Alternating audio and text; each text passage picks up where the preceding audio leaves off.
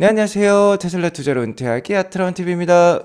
테슬라 투자로 은퇴하기 어렵습니다. 지금 상당히 어려운 상황이 펼쳐지고 있죠. 오늘도 나스닥이 오르고 빅테크가 오르고 있는 가운데 테슬라만 유독 하락을 보여주었어요. 테슬라를 집중 매수해서 미국 주식을 투자하고 계시는 서학개미님들은 지금 두통이 좀 심할 수 있겠습니다.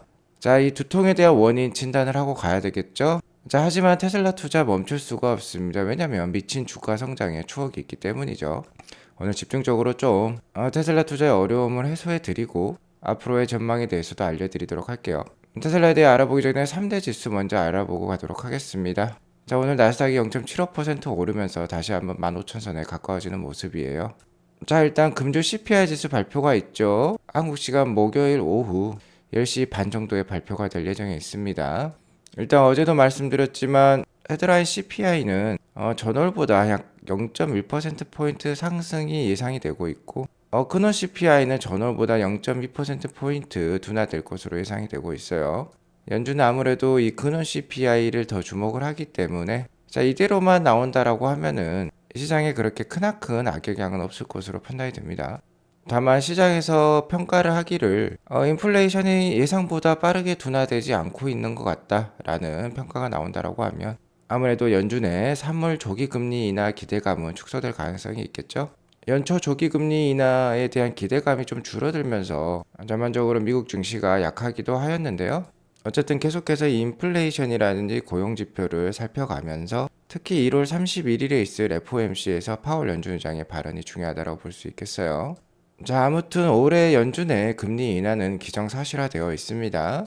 역시나 중요한 거는 금리 인하를 한다라는 건 경기 침체가 어느 정도 예상이 될 수 있다라는 것인데요. 이 S&P 500에 해당하는 기업들의 실적 전망이 중요하다고 볼 수 있겠습니다. 실적이 계속해서 호조세를 보인다라고 하면은 어쨌든 주가는 강할 수밖에 없지 않겠습니까? 일단 이번 1월 달부터 이제 4분기 실적이 속속 발표가 될 건데요. 팩트셋의 예상에 따르면 기업들의 4분기 EPS는 1.3% 증가가 예상이 되고 있습니다. 두 개 분기 연속 순이익이 증가하는 것으로 예상이 되고 있어요. 이런 강한 실적 예상 때문인지 나스닥은 오늘도 이렇게 상승을 보여주었습니다.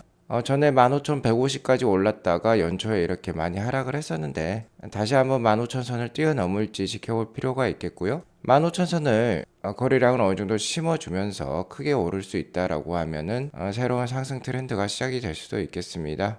아무튼 현재는 자, 여기 빨간색 선이나 파란색 선, 나스닥 중장기 이평선과 좀 괴리가 있기 때문에 한 번에 비중을 많이 실어서 투자하기는 어려운 상황이라고 판단이 됩니다. 자, 이런 식으로 눌림목 구간이 있을 때 주식을 많이 편입하는 게 좋아요. 어느 정도 속도를 조절하시면서 투자를 하시기 바라겠고요.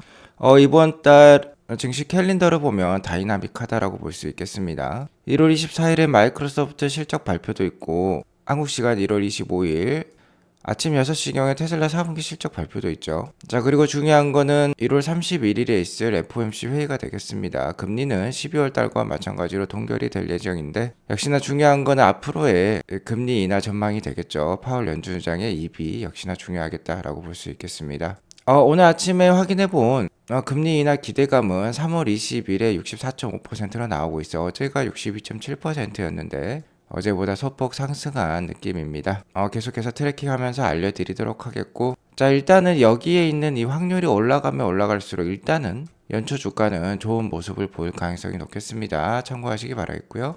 오늘 장 마감을 앞두고 비트코인이 미국 SEC 증권거래위원회죠. 여기로부터 ETF 승인을 받았다라고 해요. 이제 비트코인을 자산으로 한 ETF가 출시를 한다라는 것인데요. 이와 관련된 소식 때문인지 마이크로소프트, 엔비디아, 메타와 같은 그리고 아마존과 같은 빅테크 기업들의 주가가 오늘 좋았습니다. 하지만 테슬라는 이러한 기업들과 함께 매그니퍼센트 7에 속해 있지만 오늘 0.43% 하락하는 모습을 보여주었어요.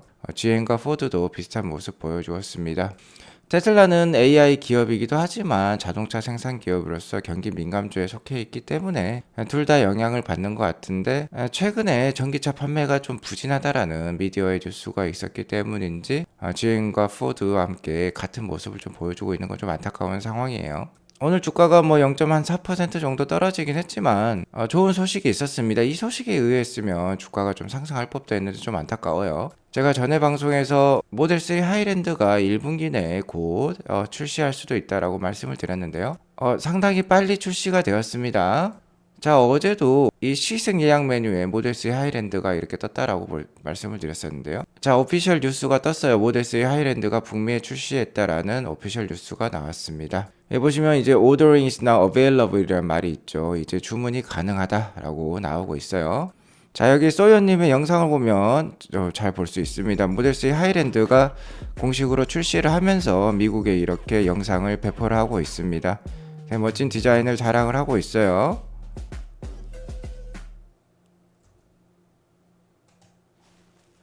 자, 이렇게 테슬라는 모델 3 하이랜드의 공식 출시를 알리면서 프리먼트 공장도 지금 모델 3 하이랜드 생산 체제로 이번 주부터 바뀐다라고 합니다. 모델 3 하이랜드는 일단 기존 모델 3 가격과 동일해요. 하지만 내부적으로 코스트 절감이 있었던 것으로 판단이 됩니다.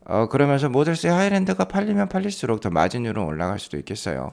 기존에 2024년에 들어서면서 중국 업체가 만든 배터리 부품을 사용하는 차량은요, 세액 공제 대상에서 제외가 됐다라고 말씀을 드렸죠. 7,500불에 달하는 EV 크레딧을 받을 수가 없게 되었다라고 했는데, 여기에 모델 3 후륜 구동이죠. RWD와 롱레인지가 모두 해당이 된다라고 말씀을 드렸습니다. 자, 이러면서 모델 Y의 RWD와 롱레인지가 모델 3 RWD 롱레인지보다 더 싸졌다라고도 말씀을 드렸죠. 그러니까 아마 연초에 모델 3 이 후륜구동과 롱레인지의 가격이 내려가든지 모델 Y의 가격이 올라가든지 해야 될 것 같다라고 말씀을 드렸는데, 테슬라는 이 신규 모델 3 하이랜드를 발표를 하면서 가격 인하를 하지 않았어요. 자, 여전히 신규 모델 3 하이랜드도요, 중국산 배터리 부품을 채용을 한 것으로 알고 있습니다. 그렇기 때문에 EV 크레딧은 받을 수 없을 거예요. EV 크레딧을 받지 못하면요, 여전히 모델 3가 모델 Y보다 비쌉니다. 자, 여기 보시면 모델 3 하이랜드 가격이 나와 있는데 EV 크레딧을 못 받는다라는 거죠.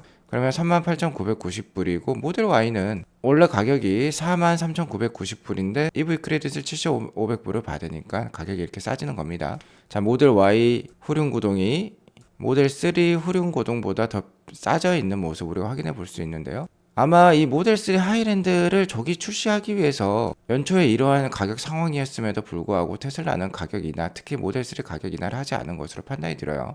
자, 아무래도 이 모델 3 하이랜드에 대한 그 상품성에 대한 자신감이 있기 때문에 일단은 동일한 가격으로 출시를 한 것으로 판단이 됩니다. 소요 메리님 또 얘기를 하고 있지만 하이랜드가 나오면서 전반적으로 상품성이 크게 올랐어요. 특히 여기 보시면 모델 3 하이랜드로 바뀌면서 차량 무게가 좀 감소했다라고 합니다. 이에 따라서 완충시 주행거리도 8마일 정도 늘어났어요. 기존 모델 3보다도요. 그런데 뭐 동일한 가격으로 기존 모델과 올드 모델과 동일한 가격으로 출시했다라는 건 고객들이 어떻게 생각할지 모르겠지만 나쁘지는 않은 것 같습니다. 자, 모델 3 하이랜드가 출시되면서 업그레이드된 상황이 상당히 많아요. 당연히 주행거리도 늘어났지만 전반적으로 편의사양이 대거 업그레이드가 되었고요. 전반적으로 편의사양을 살펴보면 역시나 승차감과 방음이 극대화되었다라는 것을 확인해 볼 수 있는데요. 역시나 훨씬 럭셔리해졌다라는 것을 확인해 볼 수 있습니다. 이미 이러한 럭셔리함은요, 중국에서 입증이 되었어요. 중국 내 많은 테슬라 모델 3 하이랜더 유저들이 탁월한 상품성에 대해서 평가를 해주고 있고요. 기존의 올드 모델 3에서 느꼈던 불편함을 대거 없앴다라고 보시면 되겠습니다. 특히나 승차감과 방음이 중요했는데 상당히 좋아졌다라는 평이 많은 것으로 알고 있습니다. 자, 하지만 이 가격 부분을 이 신규 모델 3 하이랜드가 넘어설 수 있을지는 의문이라고 볼 수 있겠죠. 이렇게 되면 아무래도 모델 Y가 더 싸기 때문에 모델 Y를 많이 사는 미국 내 고객들이 많을 것 같아요. 아무래도 SUV를 더 선호하기도 하기 때문이죠. 아무튼 테슬라 투자자 입장에서 나쁠 거는 없습니다. 모델 3 하이랜드가 출시되지 않았다라고 하면은요, 아마 기존 모델로만 했으면 가격을 떨어뜨렸어야 했을 거예요. 하지만 신규 모델 3가 나오면서 코스트도 절감이 되고 가격도 유지를 하니까 마진은 유지될 수 있는 것이죠. 아무쪼록 모델 3 하이랜드가 미국 내에서도 잘 팔리기를 기원을 합니다. 자, 앞서 말씀드렸듯이 최근 엔비디아는 500불을 넘어서서 정고점을 갱신을 하고 있죠. 자, 엔비디아 오늘 2.28% 오르면서 543불까지 오르는 기염을 토했어요. 자, 이런 모습을 보면 테슬라만 투자하고 계시는 분들은 포머를 느낄 수 있습니다. 테슬라 주가는 정반대 흐름을 보여주고 있기 때문인데요. 많은 테슬라들께서 이렇게 두통을 겪고 계실 것 같습니다. 두통의 종류에는요, 편두통과 고혈압과 스트레스가 있는데 테슬라는 이 모든 것을 겪고 있다라고 보시면 될 것 같습니다. 자, 저 역시도 마찬가지예요. 테슬라 두통의 원인 역시나 엔비디아와 메타와 같은 잘 오르는 주식과 반대로 가는 모습 때문이기도 하겠지만 저는 연초 들어서 느끼는 거는요. 1월 2일에 발표되었던 테슬라 4분기 인도량이 탁월했죠. 자, 하지만 그럼에도 불구하고 주가가 계속 빠졌다라는 점입니다. 좀 안타까운 부분이라고 볼 수 있겠죠. 자, 이렇게 주가가 빠지는 원인의 배경에는요, 어닝콜에 대한 불안감이라고 볼 수 있겠어요. 지난 세 차례의 어닝콜 때도 마찬가지였습니다. 어닝콜 이후에 주가가 9%씩 빠졌어요. 엄청 많이 빠졌었죠. 여기 보시면은 개발락을 하면서 장대 음봉을 보여주는 모습이 많았습니다. 작년에는 특히 마진율이 떨어지면서 이렇게 어닝콜 이후 주가가 하락을 했다라고 볼 수 있겠는데요. 아무래도 일론 머스크의 좀 매크로 상황에 대한 우려감 역시 그런 것들을 많이 표현을 했었죠. 그러면서 주가가 더 빠졌다라고도 볼 수 있겠어요. 자, 이에 따라서 테슬라 차이나 애널리스트님께서도 일론 머스크에게 질문을 하고 있습니다. Will Elon let this pain repeat in the first call? 이라고 물어보고 있죠. 자, 이번 4분기 어닝 콜 때에도 이러한 고통을 또 주실 겁니까? 반복할 것입니까? 라고 얘기를 하고 있어요. 자, 그러자 많은 트위터 분들께서 댓글을 달고 있기를 100%다. 예스다. 우리는 이미 답을 알고 있다. 왜 또 질문을 하는 것인가? 라고 물어보고 있어요. sure, no expectation. 당연하다라고까지 얘기를 하고 있습니다. 자, 전반적으로 테슬라 주식에 대한 분위기를 말을 해주고 있습니다. 역사는 반복이 된다라는 거죠. 그러면서 최근 주가 하락이 더 깊숙해지고 있다라고 볼 수 있겠습니다. 이번 테슬라 주가의 연초 하락이 더 안타까운 거는 2분기와 비교해 볼 수 있겠는데 지난 작년 2분기 때도 역대 최고의 딜리버리 수량을 보여주었어요. 46만 6천 대를 발표를 하면서 자, 주가가 어닝콜이 있기 전까지는 이렇게 잘 올랐습니다. 이렇게 계속 올라가는 모습 나오고 있죠. 자, 2분기 어닝콜이 있기 전이었습니다. 자, 그런데 이번 4분기 인도량도 역대 최고치였고 2분기보다도 많은 판매량을 보여주었어요. 자, 그러면 여기 어닝콜이 있기 전에 주가가 좀 이렇게 오를 법도 했는데 좀 안타까운 상황이 펼쳐지고 있다고 볼 수 있겠습니다. 그리고 오늘은 모델 3 하이랜드마저 북미에 출시를 했는데 주가가 약했다라는 것은 좀 더 안타깝고 충분히 이렇게 여러 종류의 두통을 겪을 만한 상황이다라고 볼 수 있겠죠. 자, 결정적으로 테슬라 주가가 약한 원인은 바로 이 두 차트의 비교를 통해서 알아볼 수 있습니다. 작년 한 해도 그렇고 연초도 그렇고 역시나 화두는 AI예요. 이 AI가 실적으로 드러나는 주식과 실적으로 드러나지 않는 주식이 명암이 상당히 엇갈리고 있다라고 볼 수 있겠는데 자, 딱 봐도 어느 회사의 실적 차트인지 알아볼 수 있겠죠. 이렇게 급속도로 우상향하고 있는 차트 바로 엔비디아의 차트이고요.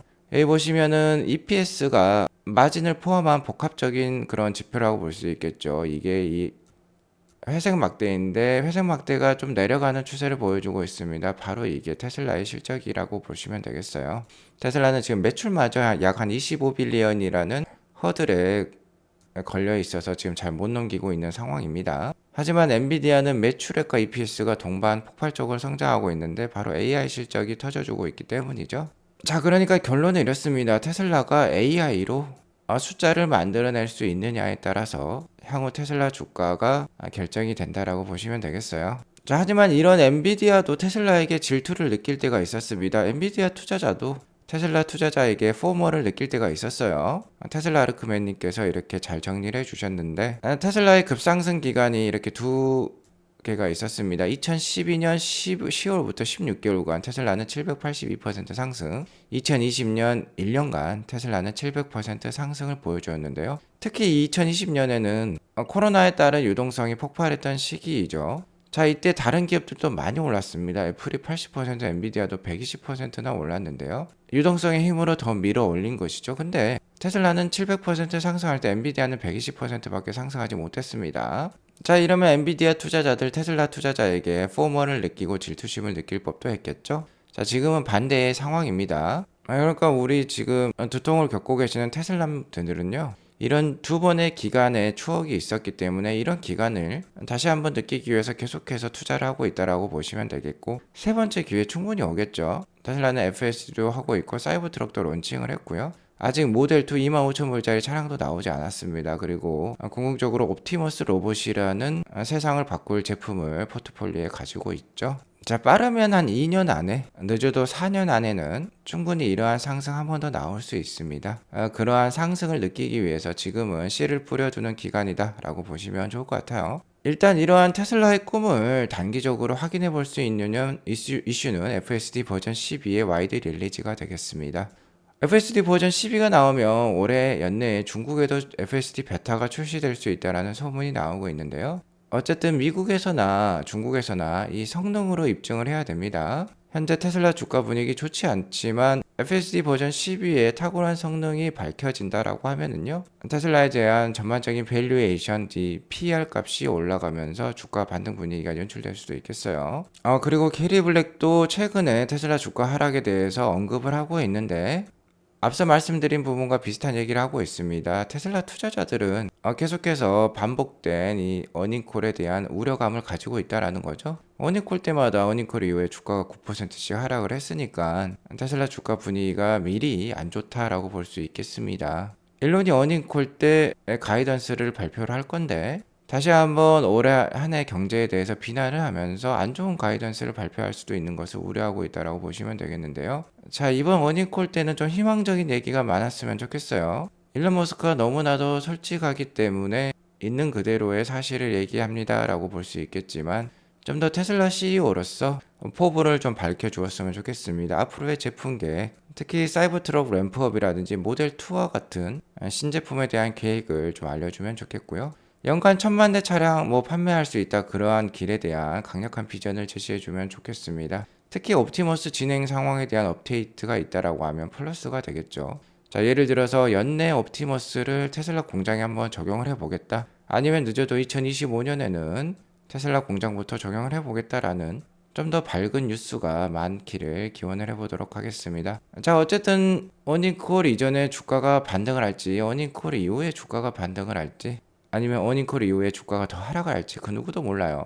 자, 하지만 확실한 거, 역사는 반복이 될 것입니다. 그리고 테슬라의 이러한 미친 상승의 추억은 역시나 앞으로 충분히 있을 수 있어요. 그래서 이러한 급상승을 준비하기 위해서 지금 어느 정도 씨를 뿌려두는 구간이다라고 보시면 좋을 것 같습니다.